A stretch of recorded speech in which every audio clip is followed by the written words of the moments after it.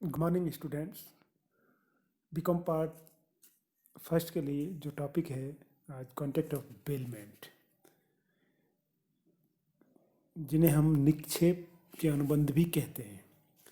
यानी कि आज के भौतिकवाद युग में निक्षेप के अनुबंधों की महत्ता डे टू डे बढ़ती जा रही है। इसके बहुत सारे एग्जाम्पल आप रूटीन में देख सकते हैं, जैसे मरम्मत के लिए स्कूटर कार देना, धोबी को लॉन्ड्री के लिए कपड़े देना, धुलाई के लिए कपड़े देना, बस स्टैंड या रेलवे स्टेशन पर आप साइकिल पार्क करते हैं या कार पार्क करते हैं, स्कूटर कार या सुरक्षा के लिए रखना, विवाह, जन्मदिन, सेमिनार, कॉन्फ्रेंस के लिए टेंट हाउस के सामान के उपयोग के लिए लाना, पड़ोसियों से सामान लेना, मेहमान आने पर बिस्तर फर्नीचर बर्तन लाना, सुनार से या जो ज्वेलर है उससे गहने बनवाना, परीक्षा या किसी अन्य कार्य से आप बुक्स रेंट पर लाते हैं एक तरीके से, या आप लाइब्रेरी से बुक्स इशू कराते हैं, या आप स्कूटर कार या टैक्सी किराए पर लेते हैं। इसके अलावा व्यावसायिक उपयोग हेतु वस्तुएं लेना व वापस करना। इसके अलावा आप बिल्डिंग मटेरियल्स या अन्य अनेक वस्तु, जब आप भवन निर्माण का कार्य करते हैं तो यहाँ आप कुछ एक जो एसेसरीज हैं उनको किराए पर लेते हैं। तो ये सारे के सारे डे टू डे जो कॉन्टैक्ट हैं वो निक्षेप के अनुबंध की कैटेगरी में आते हैं।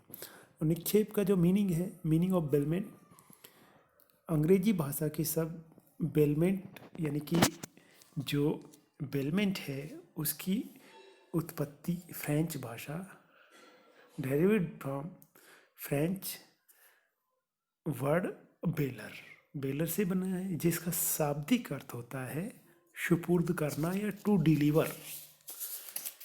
यदि एज पर इंडियन कॉन्ट्रैक्ट एक्ट 148 के अकॉर्डिंग हम बात करते हैं, the bailment as definition defined in section 148 of the Indian contract act is the delivery of goods by one person to another. जब एक व्यक्ति किसी दूसरे व्यक्ति को another for some specific purpose upon a contract that these goods are to be returned when the specific purpose is completed।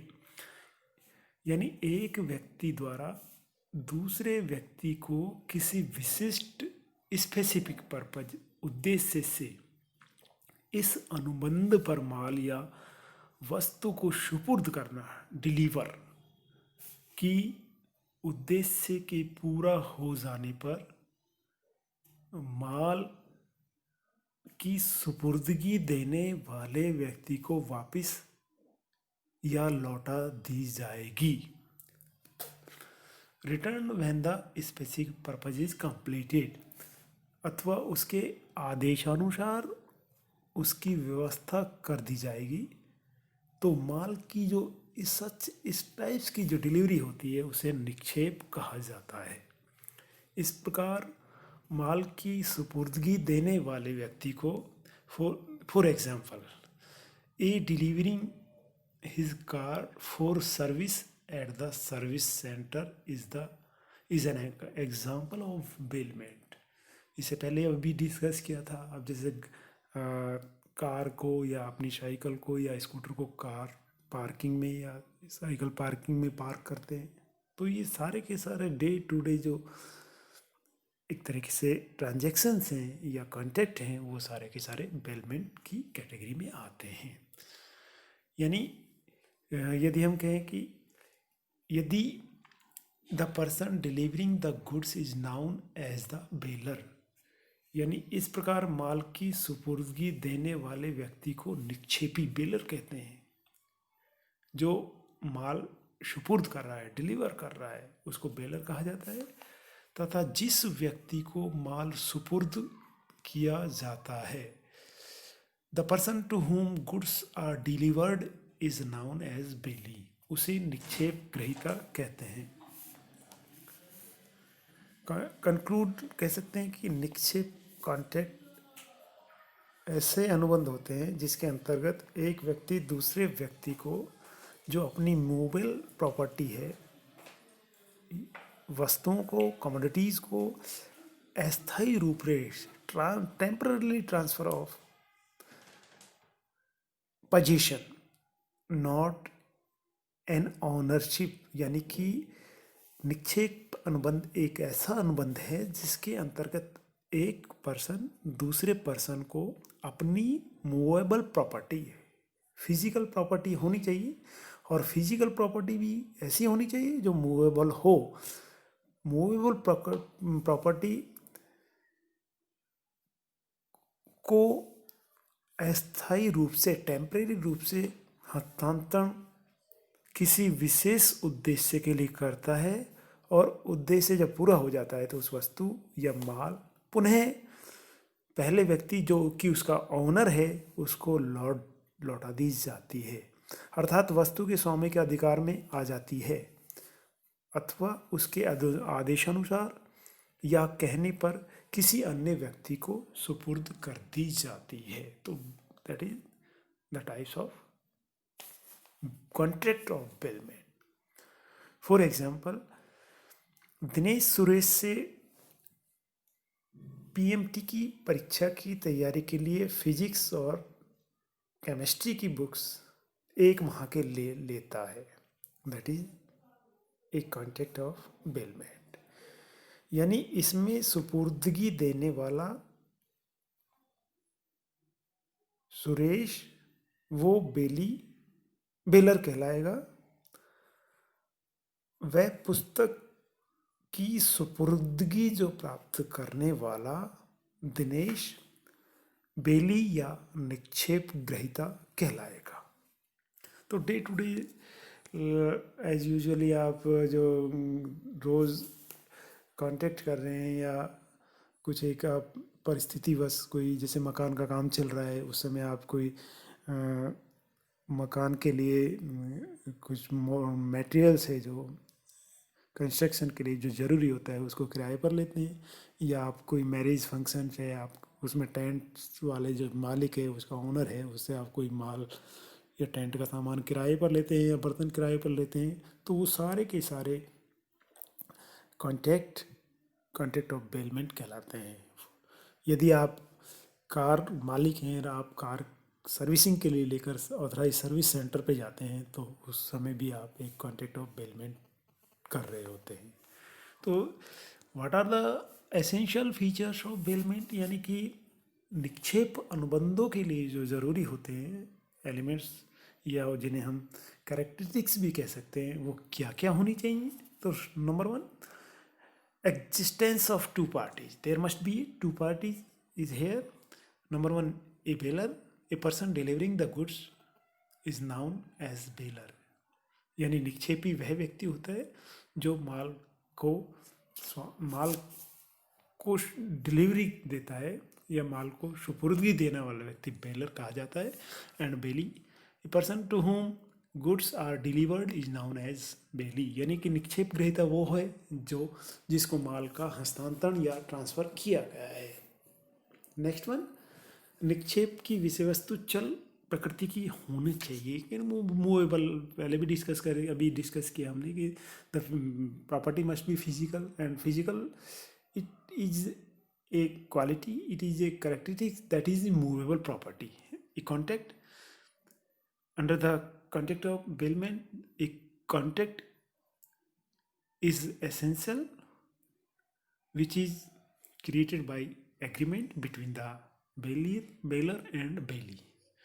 Subject matter of the contract यानी physical property, there must be a physical property. महत्वपूर्ण लक्ष्य भौतिक वस्तुओं में, और भौतिक वस्तुओं में केवल चल जो मूवेबल प्रॉपर्टी है वस्तुओं का निक्षेप होता है, यानी कि बेलमेंट कॉन्ट्रैक्ट केवल जो फिजिकल जो प्रॉपर्टी है या वस्तुएं हैं, और फिजिकल में भी केवल जो मूवेबल प्रॉपर्टीज़ हैं उन प्रॉपर्टीज़ को, जिन्हें मूवेबल प्रॉपर्टी वो होती हैं जिन्हें एक स्थान से दूसरे स्थान पर आ जा सके अथवा स्थायी अर्थात आ जा सकें, यानी कि मूवेबल प्रॉपर्टी जिन्हें एक स्थान से दूसरे स्थान पर ले जा सके वो कहलाती हैं। इसके अलावा स्थायी जो अर्थात अचल संपत्तियों का निक्षेप नहीं होता है.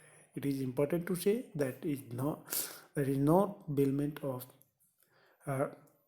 Immovable property is hair.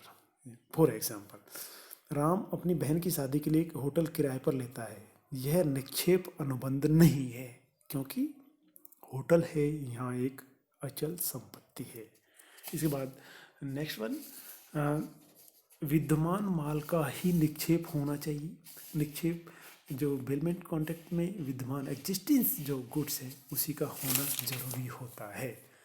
भावी माल या इस तरीके से कोई किसी भावी वस्तुओं को लेकर किया जाने वाला कॉन्ट्रैक्ट है वो बेलमेंट की कैटेगरी में नहीं आएगा.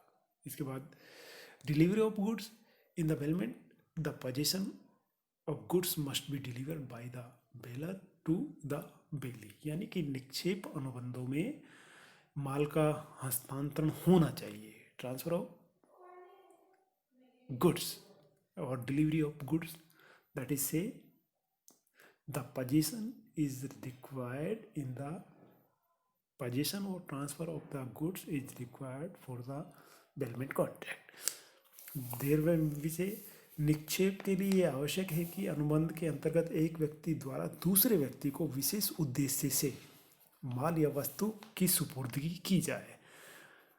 अंडर सेक्शन 41, निक्षेप ग्रहीता या बेली के लिए माल की सुपुर्दगी किसी भी ऐसे कार्य करने से हो सकती है जिसके प्रभाव से माल निक्षेप ग्रहीता के अधिकार में पहुंच जाए, बेली के, या किसी अन्य ऐसे व्यक्ति के पास पहुंच जाए जो निक्षेप ग्रहीता की ओर से माल को रखने के लिए अधिकृत हो. अतः निक्षेप के अंतर्गत माल की सुपुर्दगी होना अति आवश्यक है. The way of the deliveries are here. Number one, first one is actual delivery. इस प्रकार की सुपुर्दगी में जो बेलर है वो वास्तविक रूप से वस्तु बेली को ट्रांसफर करता है. वास्तविक सुपुर्दगी कहलाती है. फॉर एग्जाम्पल, रिपेयर के लिए आप किसी को टीवी सेट मैकेनिक को देना, इसके अलावा कपड़ा सिलाई के लिए आप किसी दर्जी को कपड़े देते हैं, आदि की जो है वो एक्चुअल डिलीवरी कहलाती है. Second one, constructive delivery. Constructive delivery is the types of delivery which is concern to the future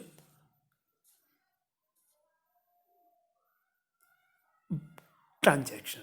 यानी कि जब किसी व्यक्ति के पास पहले से माल या वस्तु है और उसे निक्षेप ग्रहीता के रूप में स्वीकार कर लेता है तो ऐसी सुपुर्दगी रचनात्मक सुपुर्दगी कहलाती है. फॉर एग्जाम्पल, एक्स वाई से 50 बैग चीनी की को खरीदता है और वाई कहता है कि एक सप्ताह बाद वह चीनी की बोरियों को ले जाएगा. तो ऐसी सुपुर्दगी रचनात्मक, एग्जिस्टिंग माल तो होता है लेकिन उसका जो डील है, जो कंप्लीशन ऑफ ट्रांजैक्शन से वो भविष्य में किया जाता है, तो वो होता है आपका constructive. Existing, but existing of goods is mandatory here. माल है लेकिन उसका जो फ्यूचर जो ट्रांजैक्शन होगा, डील होगा, वो फ्यूचर डिलीवरी होगी, उसका वो फ्यूचर डिलीवरी हो सकती है.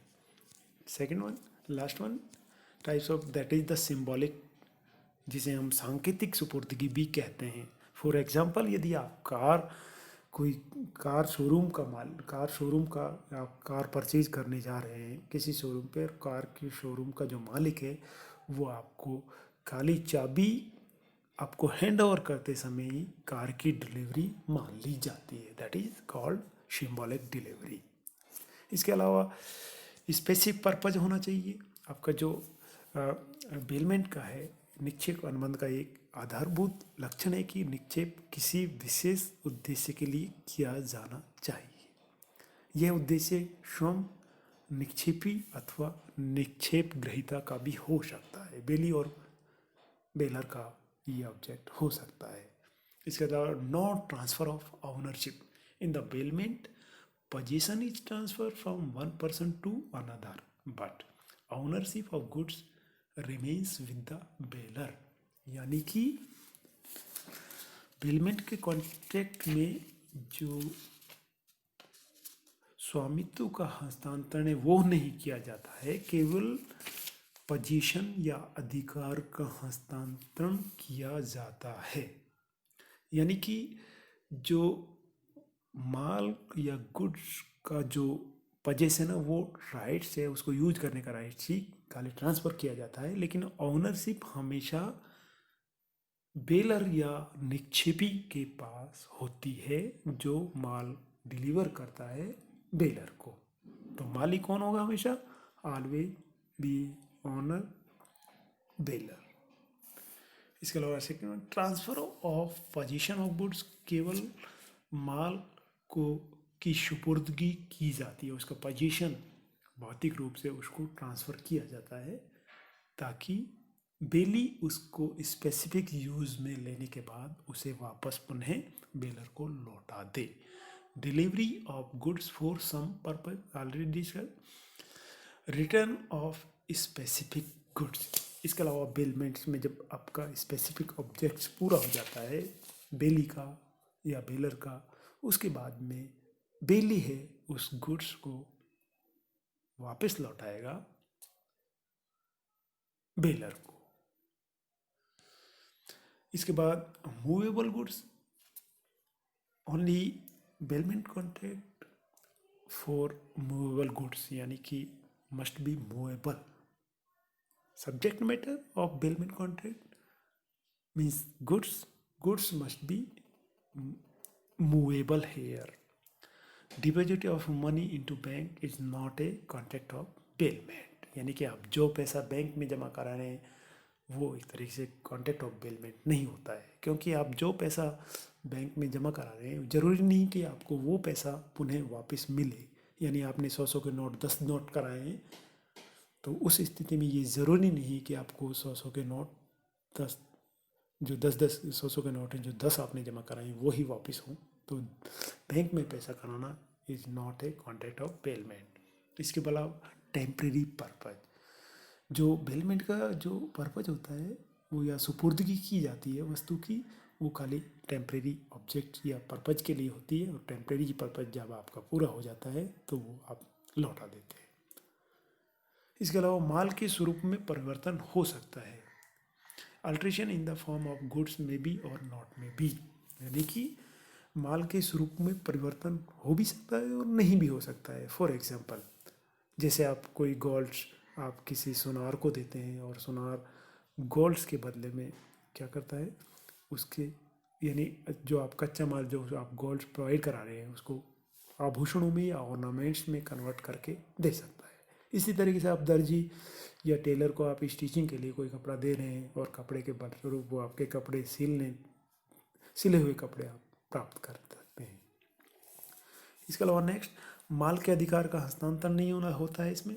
इसके अलावा नेक्स्ट वन, अनुबंध के अंतर्गत ये सा contract of bailment is not a contract of compensation, यानी कि सारे के सारे अनुबंध एक तरीके से क्षतिपूर्ति के अनुबंध नहीं है। इसके अलावा माल की वापसी होना जरूरी है। इसके अलावा आपका बैंक डिस्कस कर चुके हैं, निक्षेप अनुबंध क्षतिपूर्ति का अनुबंध नहीं है। अब let us discuss types of contract of bailment. कौन से जो kinds of contract of bailment, there are two types. Number one, types of contract of bailment, that is on the basis of charge oblique reward and on the basis of purpose। here first on the basis या कहें कि शुल्क के आधार पर, यानी first one non ग्रेटिट्यूस bailment, यानी कि जब निश्चित बेलमेंट कॉन्ट्रैक्ट के अंतर्गत जो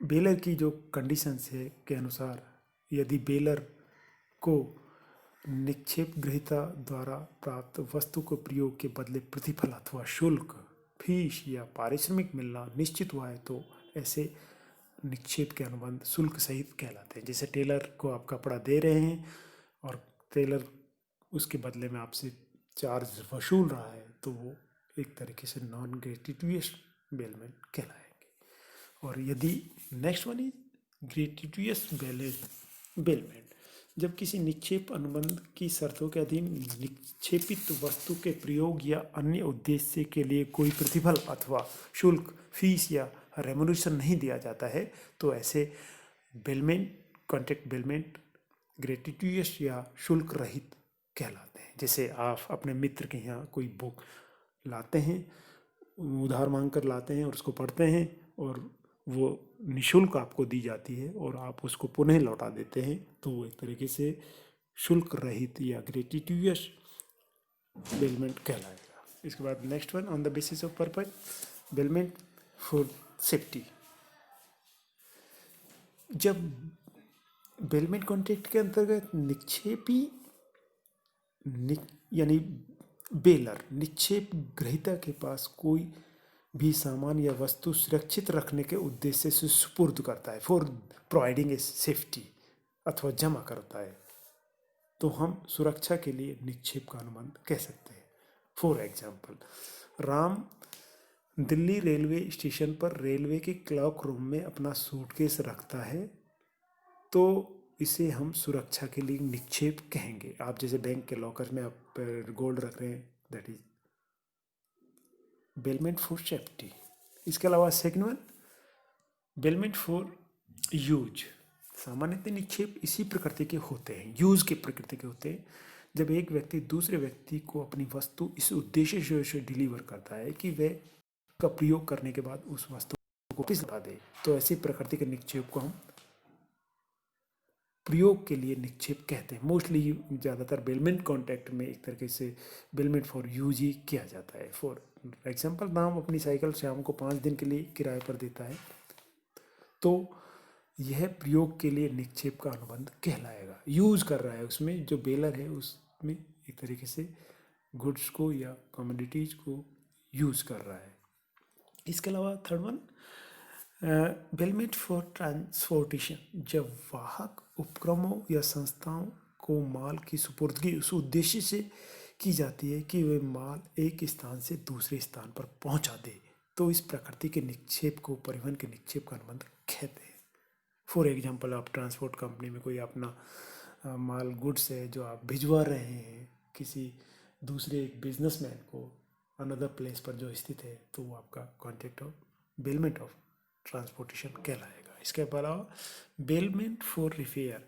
जब आप कोई अपनी, जैसे आप बाइक या कोई आप कार रिपेयर्स के लिए देते हैं या टायर पंचर आपको लगवाना है, तो वो आप जब अपना वस्तु या अपनी कार या मोटरसाइकिल को दे रहे हैं, तो एक तरीके से बेलमेंट फॉर रिपेयर कहलाएगा। इसके अलावा बेलमेंट फॉर प्लेस, यानी कि बेलमेंट प्लेस के लिए हो सकता है किसी ऋणदाता द्वारा यानी बोरोवर द्वारा ऋण लेने समय ऋणी से यानी कि प्रिंसिपल डेटर से कोई वस्तु जमानत के रूप में लेना ही गिरवी के लिए निक्षेप कहलाता है। यदि आपको ज़रूरत है, जैसे आपको मुथूट फाइनेंस में अपना गोल्ड रख रहे हैं, आप गोल्ड के बदले में क्या देता है, मुथूट फाइनेंस वाला आपको पैसे देता है, तो इस तरीके से वो आपका जो गोल्ड गिरवी रखा है वो that is the bailment of place कहलाएगा।